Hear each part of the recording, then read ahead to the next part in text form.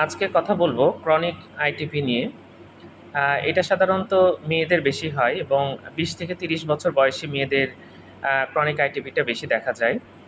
তো অনেক সময় আমরা অ্যাকুট আইটিপি জানি বাচ্চাদের হয় এবং ইনফেকশনের ইতিহাস থাকে একটা।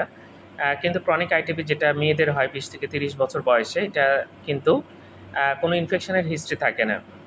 শরীরে বিভিন্ন র্যাশ দেখা যায়, ব্লিডিং স্পট দেখা যায়, যেটাকে আমরা পারপুরা বলি। সেটা কিন্তু এখানে থাকে এবং এদের দেখা যাচ্ছে যে অ্যাকুট আইটিপি যেটা বাচ্চাদের হয় সেটা কিন্তু অনেক সময় একা একাই ভালো হয়ে যায়।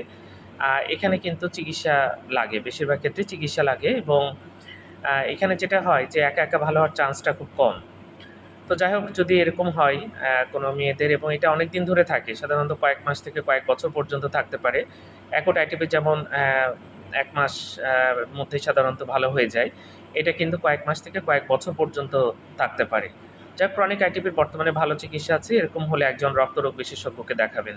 ধন্যবাদ সবাইকে।